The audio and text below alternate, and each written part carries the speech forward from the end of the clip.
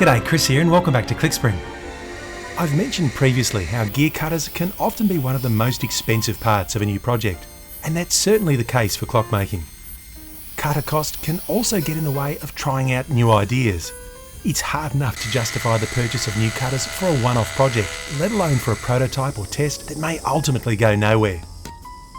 Now of course, there are some good home shop solutions to the problem, each with their own pros and cons. But the information on each tends to be scattered across the sources. And if you're just starting out in the home shop, then sorting through all of this and deciding on the best way forward is probably even more daunting than dealing with the cost of the cutters.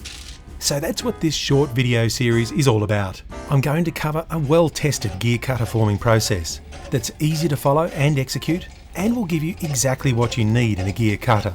Low cost, high quality results, and the freedom to choose between both the involute and cycloidal profiles as your projects require. Now the method is essentially a blend of the button tool methods presented by these four authors, with a few small modifications and additions to streamline it. Most notably this calculator. It allows you to specify all of the normal gear parameters, and then it generates the data necessary to position the button cutters to form the profiles.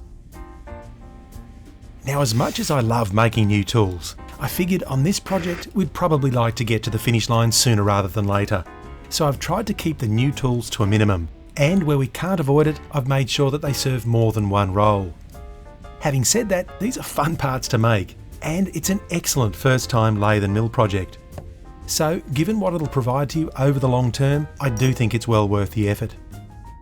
One of these tools addresses a key challenge of using carbon steel cutters, and that is keeping them sharp as the job proceeds. It's based around what I'm calling the cutter carrier, a chunk of aluminium or steel if you prefer, that holds and indexes the cutter, and ensures that it travels smoothly along a guide shaft at a particular orientation to the sharpening stone. Now if you've ever used small bore commercial cutters to cut steel pinions, then you'll know that they're more than a little notorious for being easy to damage. And that's because despite being made from high-speed steel, the job that we ask them to do is tremendously demanding for the size of the cutter. So they really do need to be handled with kid gloves. Low RPM, coolant if you've got it, and if possible, it's worth sparing them from as much of the cutting as possible by roughing out the part with a different, hopefully much more durable cutter, like maybe a slitting saw. Well, everything that applies to those high-speed steel cutters applies even more so to the carbon steel variety. We'll be making our cutters from O1 tool steel, and after heat treating they'll be plenty hard and tough enough to do what we need them to do, but they do have to be treated gently. A key point is that they can deteriorate rapidly once the wear begins to set in, and so they benefit hugely from regular honing of the cutting faces as often as the job will permit. And that's where this little tool comes in. Aside from providing the initial sharpen of the cutter faces, it makes it dead easy to give the cutters a quick tidy up in the middle of a job, as you'll see in a later video. Now you might be wondering how much gear theory knowledge is required to use these tools and get a good outcome. Certainly a grounding in the basics is a good thing to have, and there are many terrific videos and books that I'll link to below to get you sorted if you need it. In fact, gear theory really is the ultimate engineering rabbit hole. There's almost no end to it, and the more you dig, the more you'll find. You can get into it as much as you feel you want to, and it can only help you get even more comfortable with the process. But it's not essential for what we're doing here. In fact, the main point of developing the calculator was to take the headache out of the process, and to keep it as practical as possible. If all you want to do is make functioning cutters consistent with the common standards, then you can do just that. We'll definitely cover some of the areas that relate specifically to the reasons behind a few of the things that we're doing. For example, I think it's worth covering the areas where we choose to compromise, and how that compares to the compromises of the commercial cutters. But again, it's all practical, to explain why we're doing things in a certain way. Now you may have noticed that I've scaled the design of all of these tools to suit my specific wheel cutting setup. I mostly use the small horological cutters that have a diameter of around 25mm and a bore of 7mm. Now that bore size sets the diameter of this guide shaft, and much of the rest of the design follows from that. So as is, the tools will serve you for the smaller end of the module range.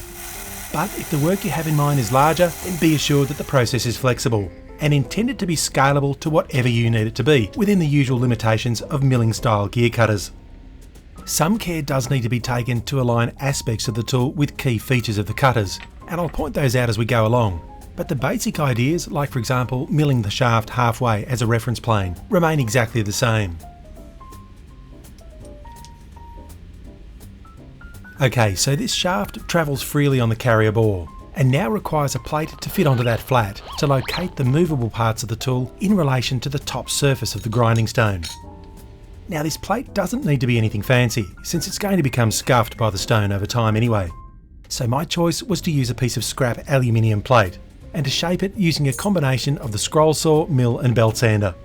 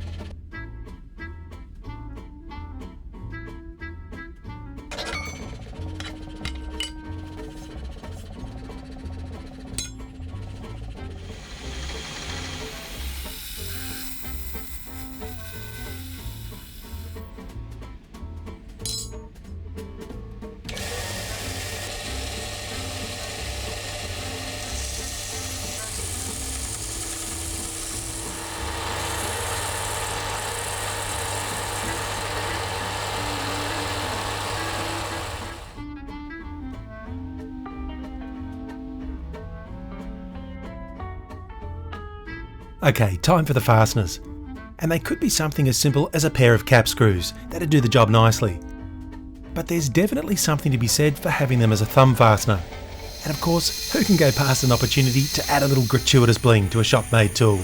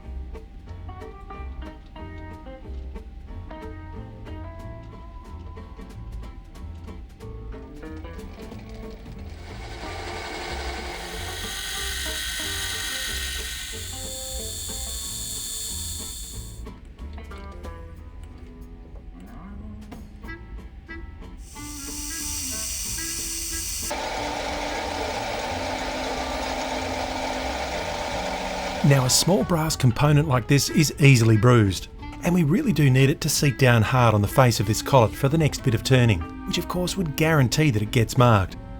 The easy solution is a small paper washer.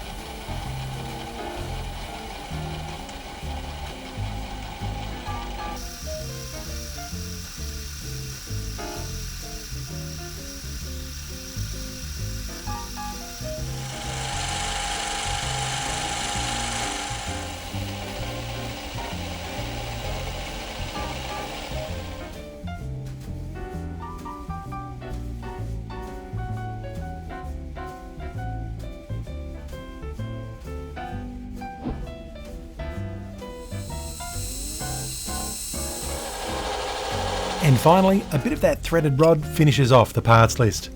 So let's put it all together, starting with the fasteners.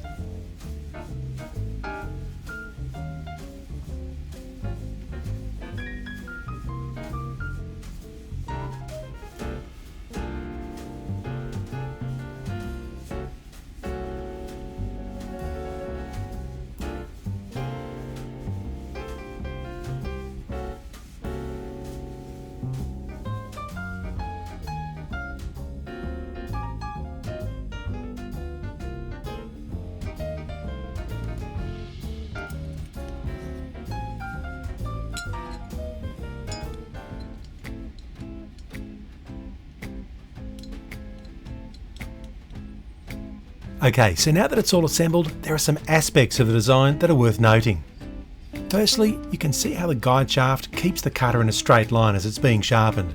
It also stops the cutter from rolling laterally, which is one of the main problems associated with freehand sharpening of a cutting tool. Secondly, when it's placed upon the sharpening stone, the locating plate forms a plane of reference that passes through the central axis of the cutter. The cutters for which the tool is designed are 4-tooth zero rake cutters, and they're mounted onto the shaft so that a single tooth projects from the carrier body end. They're a close fit in the carrier slot, but they can rotate freely on the guide shaft. A pin passes through a hole in the side of the carrier that also matches carefully placed holes in the cutters. This pin serves to lock the orientation of the cutters relative to the carrier, and it also permits easy indexing from one tooth to the next.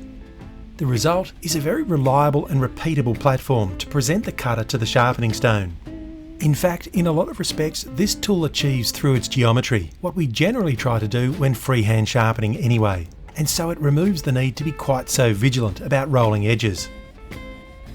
But most importantly, it ensures that the cutter face advances axially towards the stone, ensuring a consistent profile can be maintained across each cutting face as the cutter is sharpened. Now you'll notice that I'm being very careful to not say that the cutter profile is therefore maintained as the cutter is sharpened. As it happens, there's quite a bit going on here that rather complicates that statement. Suffice to say, some sort of profile compromise is a fact of life for all gear cutters, even the commercial ones. And as we'll see in the next video, it generally tends to be a balance between the pursuit of the ideal profile and practical convenience. Now I mentioned that this is a multi-use tool. It also happens to be a jig for forming the cutter buttons and a platform for sharpening those buttons. And in each case, it has some simple features built in to help make that job easier. That'll get you making your own cutters sooner rather than later. All of which we'll cover in the next video. Thanks for watching. I'll see you later.